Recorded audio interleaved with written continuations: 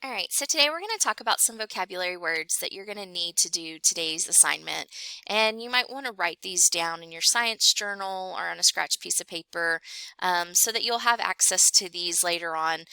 We're starting this unit this semester, but we're going to finish this unit when we come back from the break. And so you're going to want to have these written down somewhere so that you can remember them when we really start to get into this unit in more detail next semester. Okay, so the first word is symbol, and a symbol is a letter representation of an element. And we know that there are symbols on the periodic table, so we should be pretty familiar with lots and lots of symbols.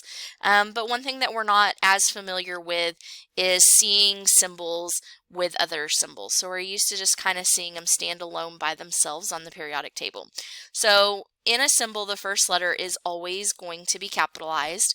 If there is a second letter, the second letter is always going to be lowercase. And then if I have two uppercase side by side, that means that I have two separate elements. So for example, if I have H, okay, that's going to be the symbol for hydrogen. If I have L, I, capital L, lowercase I, that's going to be the symbol for lithium.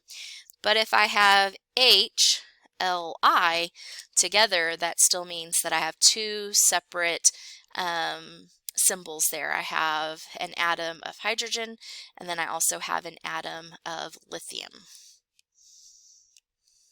Okay, so the next word is a subscript.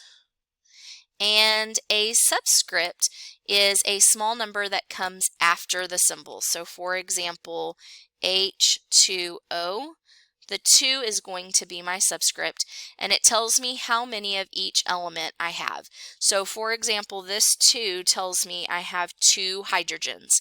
There is not a subscript after the O, so that means that it's understood that there's just one of those. So I have 2 hydrogens, and I have 1 oxygen. Okay, on here it says that if there's not something there, it can't be 0. If we had 0 of something, we wouldn't write it. So if I have it, it's understood that it's going to be a 1.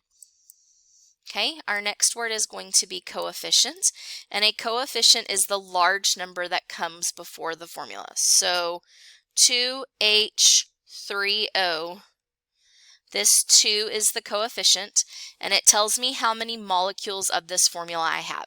So essentially what it's saying is I have 2 separate formulas of H3O. So I would write it H3O, H3O. And when I'm looking at how many total atoms I have of each thing, I would just multiply it out. So 2 times 3 is 6. So hydrogen equals 6. 2 times 1 is 2. So that would mean that I have 2 oxygens. The easier way to kind of just visualize it is to write the formula out however many times the coefficient tells me to.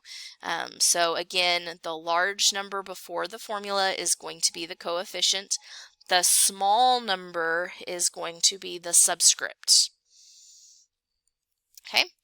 And then a formula is a symbol and number representation of a chemical, molecule, or compound. So some examples of formulas are H2O, NaCl, NaOH, NaHCO3. So all of these are going to be formulas.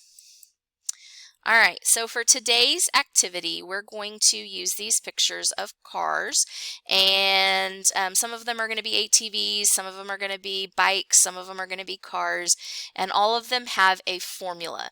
And so you've got some coefficients, you've got some subscripts, and you've got some symbols, but these symbols are not going to be symbols that you find on the periodic table.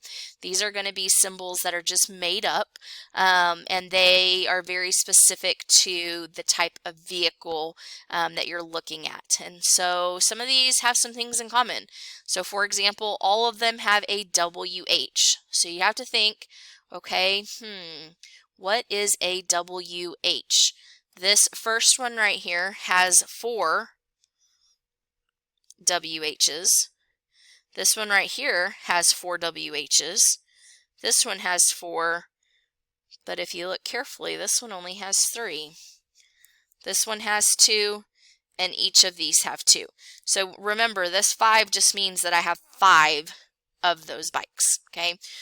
So what you're going to do today is you're going to try to figure out what each one of these symbols represents. Once you have thought about it and you have kind of decided what you think they are, you're going to go to the assessment and you are going to complete the activity that's inside of that assessment. If you've got questions or you get stuck, let me know.